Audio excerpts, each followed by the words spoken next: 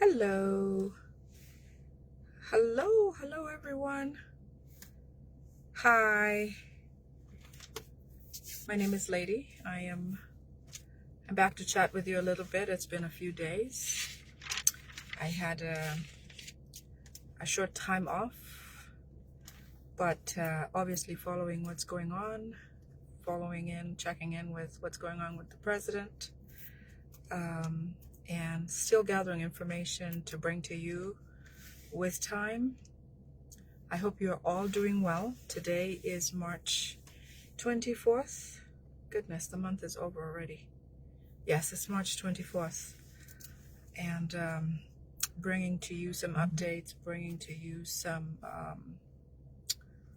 new developments, and also updating you on what's going on that already started before. I see that I have a slow connection. I don't know if you're experiencing the same. Let me know. But if it doesn't go quite well, maybe you'll catch up with the video later, or I'll redo it. Okay, diving in. Our president, His Excellency Kyagulanyi Ssentamu, left Uganda, obviously. And obviously with leaving a country like that, you know that Museveni is biting off his head and everybody else's. He is struggling with the fact that Bobi Wine escaped or left the country without him knowing. Hence the reason why it makes sense that they have now released, his home is free of military occupation like they did before. In fact, this morning, all of the military and police have left His Excellency Kyagulanyi Ssentamu's home. It was published or talked about by NTV journalists who are always ready to speak Museveni's mind. So it's no coincidence that NTV is the one that's there first to report. Thank you, Jonah. Thank you. Jonah says,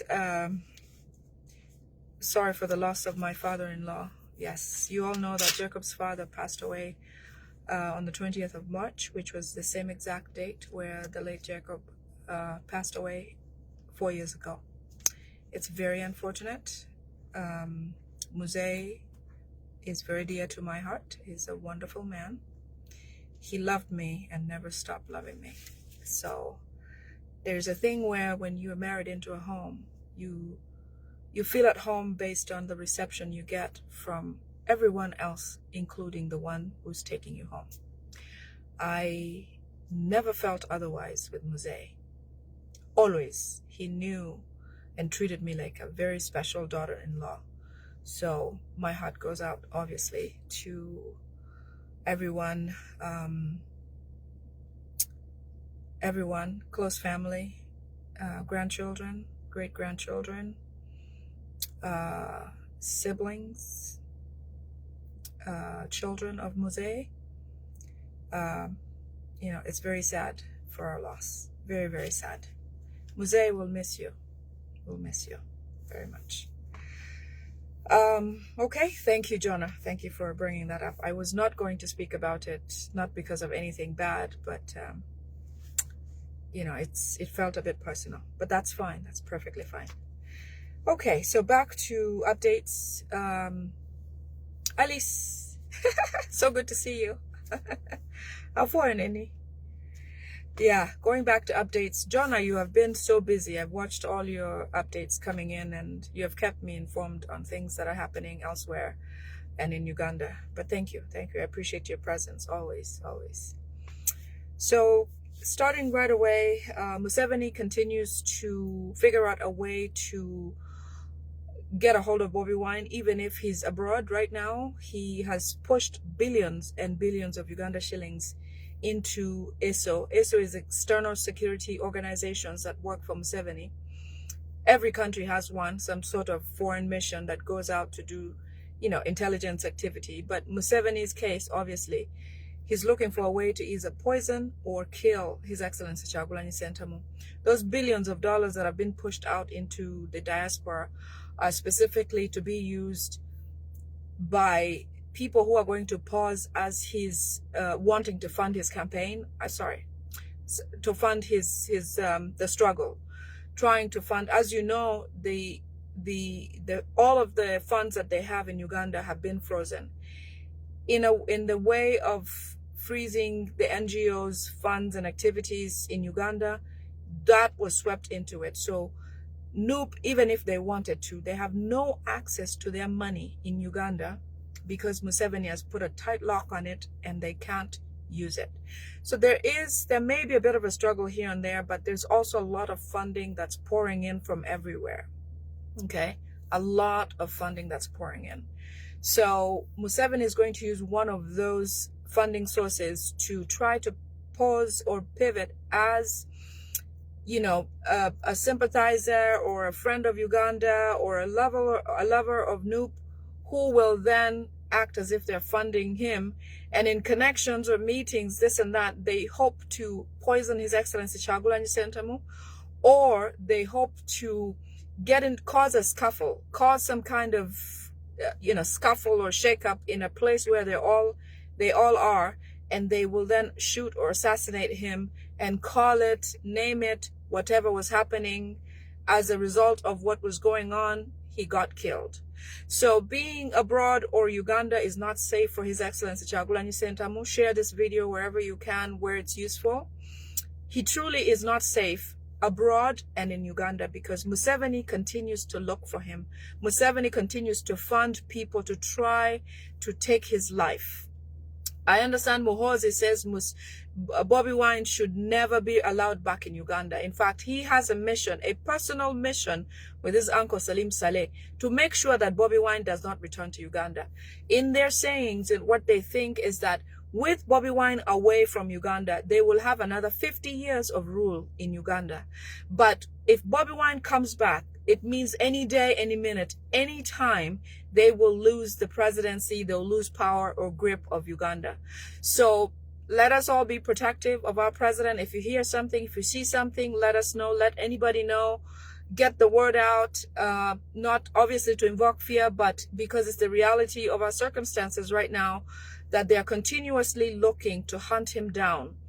Museveni had not believed that Bobi Wine had left the country until he actually sent that video while he was at the airport. He thought that Bobi Wine was still in the country. The reason why they kept on guarding his home is because they believed somehow he's in his home, maybe in a bunker, maybe somewhere around the neighborhood, maybe he would return.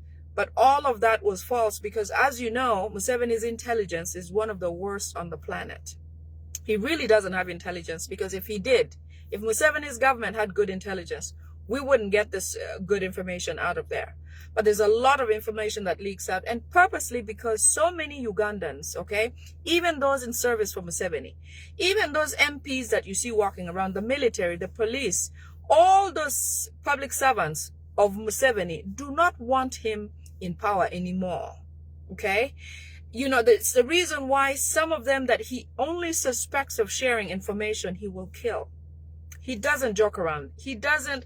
In fact, he has put out word to, or a command to the police and the military to try to find the people who leak information to William, who is Asima Wile, Bible and Politics, the one who I work very closely with, the one who does Luganda version and I do the English version. That one, Museveni wants him somehow, or he wants the people who share information with him. The other one, the other prominent person that shares information publicly and a lot of Museveni's secrets is Lumbuye. He has been here for a long time. He has done what we are doing now. We are kids compared to him. He has done amazing work. Okay, I mean, hats off for Lumbuye for a very long time, for staying the course and doing what is right for Uganda. He continues to do. So Museveni says he needs to get information about who are the informants of those people. So even if he tries, I think Museveni's generation is out the door. There's no way that he thinks that he, using his own mind, his generational gifts, to try to take our gifts or take the gifts of the youth and how they share information and all of that. So as much as he tries, he won't succeed. Okay. Moses Ali. Many of you saw the way Moses Ali was dragged recently while at a public function. I think because of his dementia, being old and just being tired of living properly, something happened, something struck him. I don't know if it was a stroke or some sort of behavior that got him off his normalcy. And he was dragged like a sack of potatoes, just dragged out of that place where they were in a meeting.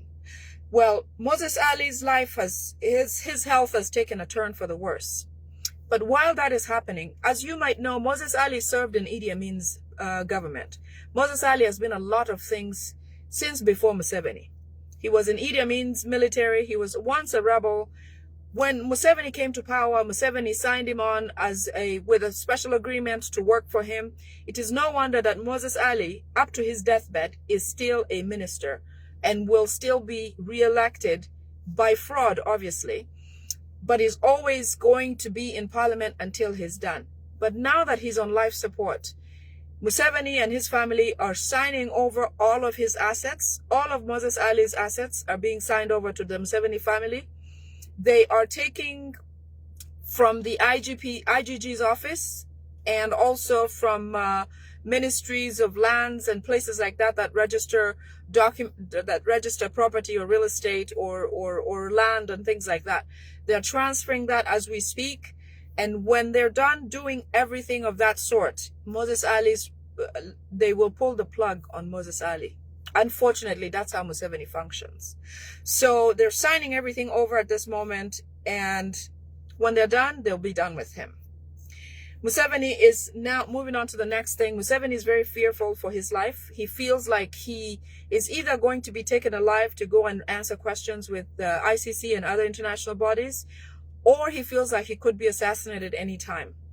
He's protecting himself and Muhoozi because he doesn't know what's going to hit him from where, which truly he doesn't know what's coming. But what's coming is not normal.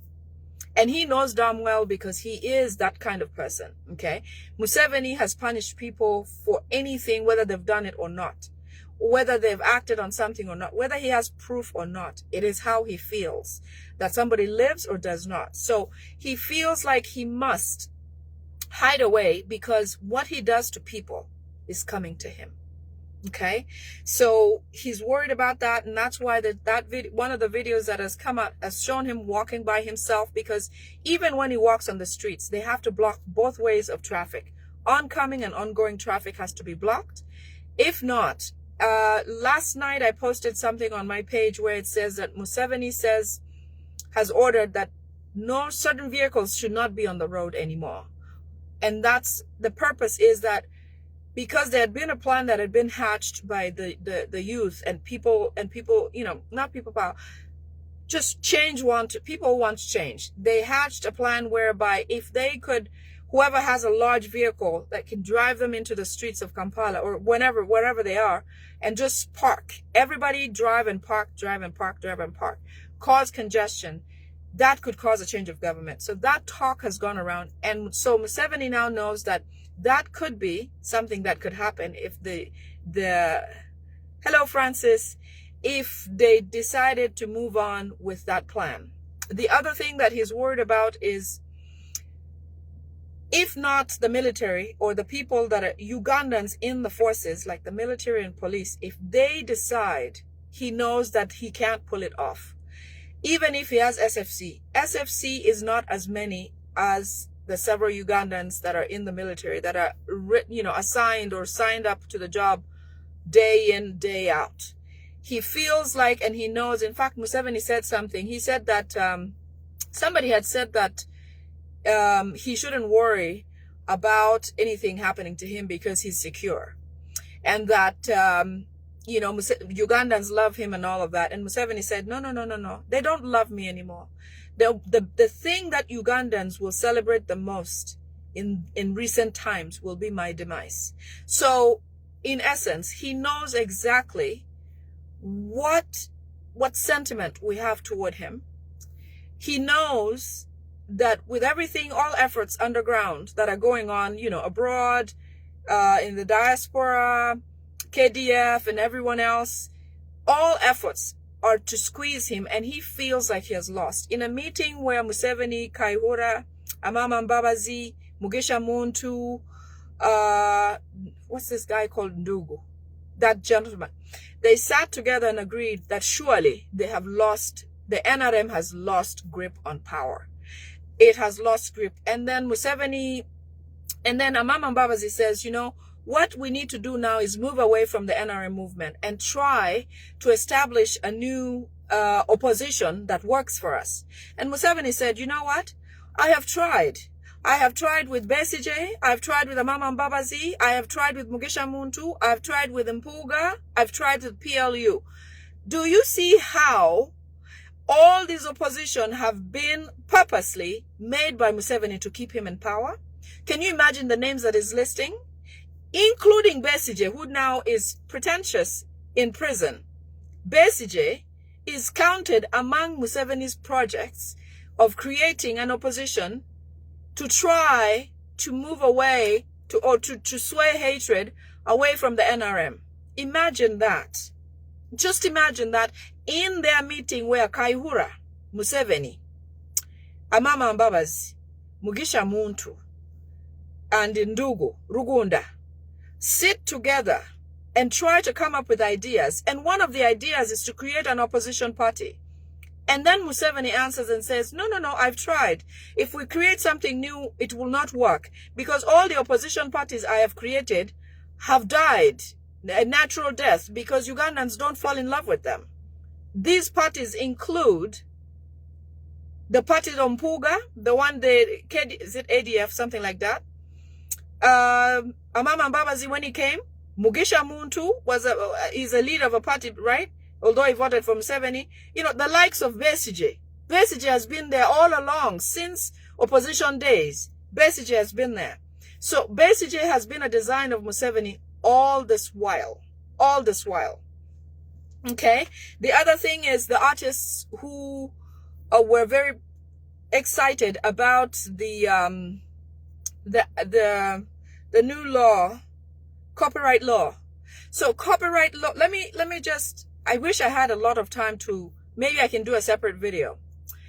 When a law is to pass and become effective, there are several different stages. So my artists, so whoever the artists are in Uganda, Salim Saleh is now happy that you guys are off his hands. In fact, he called you Mazi.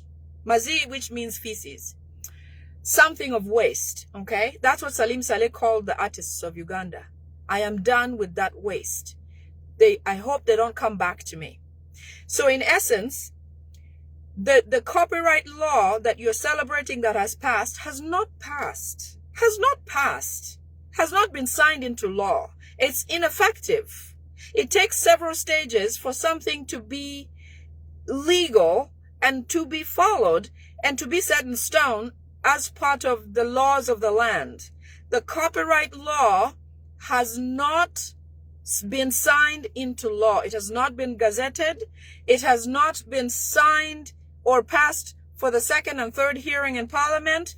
It has not met all the requirements for it to be active. First of all, Museveni cannot give you copyright laws the liberty. Cannot give you copyright law because it then gives you powers. Even if it's meaningless power, he will not give you the power to exist as independent and successful without him being able to yank your strings. He can't do that. There is nothing good that Museveni does for Ugandans. So as you celebrate that, know that it is useless. It is non-existent. In fact, all he gave you is something for you to lose focus on him. Or meaning Salim Saleh, so that you don't have to keep calling him and asking him and this, that, and the other. Obviously, a lot of our singers or artists don't labor very much to educate themselves or learn about, I don't want to insult anyone, but I'll leave that. I don't want to insult anyone. Okay. So anyways, let's move on to Muhoozi. He doesn't want Bobby Wine back in the country. He says he's going to kill him. But that means, that is a reference to all Ugandans, okay? Whatever Muhoozi thinks of Bobby Wine, who is born and raised with grandparents, great-grandparents, all buried in Uganda, in the land where he stems from. But Muhoozi does not want a native of Uganda back to Uganda. How do you all feel? How do we feel who live abroad? They don't want us back in our country. The reason why they celebrate sending people to go and study here, go and do this, go and work in the Arab world and all this stuff is to go. Yes, Maureen Lewis, I agree with you. I do. I think for most of us Ugandans, we've been shortchanged. I worry mostly about my northern Ugandan people because of the period that we were in the camp. Most of the younger generation did not get the opportunity to study. But also, because Ugandans struggle a lot and Museveni's main goal has been to impoverish us, many youth who have resorted to using their talent, somehow the talent becomes sharper than a need to or desire to go through education or go to school. And I'm not blaming anyone. It's just the circumstances that have driven us to this, to being who we are. But with that said, I also would like for you to take a magnifying glass and look to what they are calling the copyright law. And also just teach yourself the processes it takes to lead a bill to becoming law. It is not yet a law. So please stop celebrating it. Salim Saleh calls you guys feces because you are celebrating something you don't have in your hand. Okay? Let us take pride in knowing that we are Ugandans and that being Ugandan is enough to start from. Just being a born Ugandan, we are enough. Enough that we don't have to totally depend on these people. That will give us the fuel to move on to get rid of these people that don't want us to live. Don't want us to live. Several youths have disappeared, continue to disappear from the ghettos and parts of Kampala or Uganda in general. Anybody who's a staunch people power or NUP supporter, if you're waving the flag, you're associated with NUP, many youth are disappearing without a trace. Nobody you see your friend today, tomorrow they're gone, and then you don't see them ever again. So the genocide continues, as you know, like Museveni always did. Genocide in Uganda continues quietly this time, because they're not going to shoot you in broad daylight. They will take you and you will never return. So document.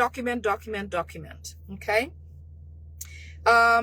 Yes. So Bobby Wine's home has now been freed after 3 months. Okay. That goes to show you that they wanted to capture him, even if several apologists, Mukasa Mbide with the cross eyebrows, comes on TV and says, "Oh, we were not looking for him." Nalweso comes out and says, "We knew he was living somewhere. In fact, he was eating fene and all that." No.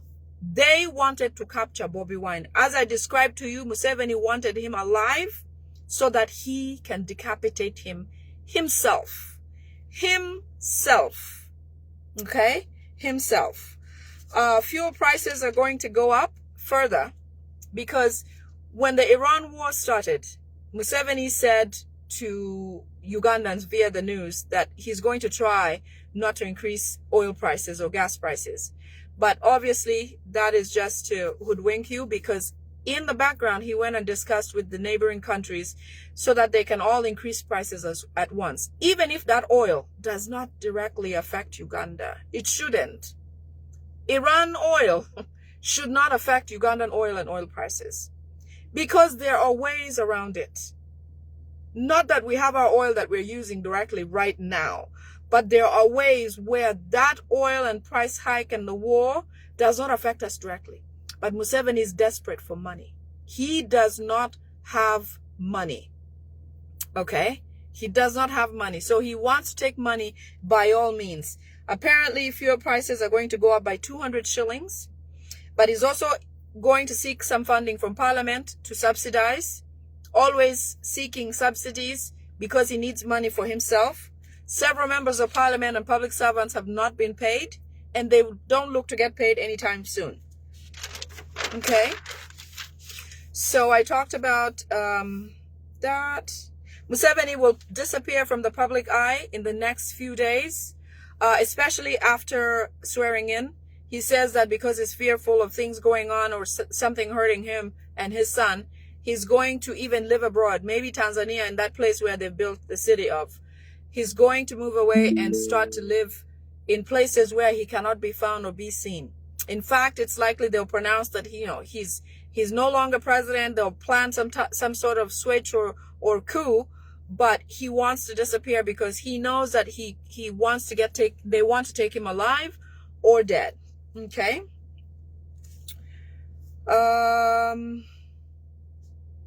Kasuku. I know that I shouldn't even be talking about this person, but anyways, Kasuku Museveni has requested his daughter Natasha to make sure that she tells Kasuku to start doing his job. With all the money that they've taken, they must do what they were told to do, which includes erasing Bobi Wine from the media by bringing in a lot of diversions, a lot of fake news, a lot of nonsensical information to be shared. A lot of other things other than having Bobi Wine in the news. Obviously, the things that he's doing abroad that are being recorded, like in a few days, is going to be at a conference, at a town hall. All of that, they don't want to be publicized or published in Uganda. So he's trying his best to make sure that the Kasukus light it up and keep up with the nonsense or diversions to keep Bobi Wine away from media. Okay. The other thing that they're going to do is to try to cause a lot of poverty among the farmers or traders in especially the central region, because according to Salim Saleh, he says that he has successfully done it in northern Uganda, and also eastern Uganda was successfully done, whereby in eastern Uganda, the farmers, if you notice in several years ago, in fact, I remember experiencing this myself, where farmers were being given fertilizer or hybrid animals instead of the ones that they have, so that they can lose quality of their hide or lose quality of their produce. So in eastern Uganda, what they've done, you remember a lot of sugarcane tea growers in eastern Uganda were doing really, really well. Around Ginger there, you drive through plantations of sugarcane, plantations of tea. What they did was to give those farmers loans of pesticides. And when they placed those pesticides in the ground, their plants began to suffer. The quality of produce became really poor. And that affected their gross survival in terms of income, in terms of product. But what they did was these Rwandese people, when they move into an area, what they try to do is try to give people money, okay? So that eventually you give up your land in exchange for, because you've suffered so many losses, you don't want to do anything else about it. So the sugarcane plantations or planters, in fact, my own uncle has grown soybeans a lot. They'll come to you and say, grow this product because we're going to buy it. Whatever acreage you have, we're coming to take the full thing. So you start planting, then they'll give you a batch or with a certain price tag, fertilizer, and say, this will make them even do better. They'll give you hybrid seeds. They know that it's not going to produce. Then once you have produced, they will tell you that they're coming to pick it up. You keep in touch. They'll keep checking in to see how you're doing, hoping you are failing. If you're doing a bit better, they'll say, add the fertilizer, keep doing this, keep doing that, intentionally to destroy the crop. So once you have produced and they're ready to pick up, they will give you a story of some sorts, like, the trucks have been held, or there's been an accident, the trucks have been destroyed, or, give us a few more days to make sure that whatever you have in stock will rot or the price will drop, such that by the time they come to pick up what you have left, you have nothing to get you the amount they promised you. With that, you will keep chipping away, giving away part of your land, parts, so that you only have a compound, maybe where your burial ground is. you know. That's how Acholi land is almost completely gone. Teso, Eastern Uganda, Busoga, you see those farms. You know, a sugarcane plantation or sugar used to cost quite a bit. Now, you have a whole truckload of sugar canes, and it will cost you maybe 500,000, a whole truck full. And yet you spend 15 million trying to just raise the crop, you know. So things like that have caused quite a bit of poverty, and they're intending to make that even worse. Salim Saleh is the big brain behind that. And so are the other Rwandese that they control that bring in to the country to try to take over people's land. It is insane. But this is, poverty in Uganda is a government policy. It starts in the government, in State House. Poverty in the mind, poverty in actuality, in real life, in productivity. Poverty everywhere is what their goal is. Okay? Lastly, I have Museveni wants a photo op with Kabaka of Buganda. As you know, the Kabaka of Buganda does not agree with how Museveni behaves and what he's doing and all of that, but he's also under a lot of pressure. But just being who he is. The guards are not the Buganda guards anymore. The guards are actually Museveni's guards that guard him. So it is a matter of life and death for him for certain decisions. But Mayiga, who is Museveni's agent, who is the Katikiro of Buganda, is the one who has promised to bring Museveni to Kabaka in a disguised manner. I don't know if he'll wear a gomesi or he'll be in one of the sugarcane trucks or be in among matoke hips. I don't know. But Mayiga will bring Museveni from wherever he is to go and take a picture with Kabaka before his swearing-in ceremony, because Museveni is desperate to look legitimate. His desperation for legitimacy is going to intensify going towards swearing in, if he does swear, which we don't know if he will truly swear in. But according to his plans, that's one of them. Okay? Those are my updates for today. I will be back tomorrow. I'm back to work. Okay? I hope you're all well. I love you and live you. Thank you. Bye-bye.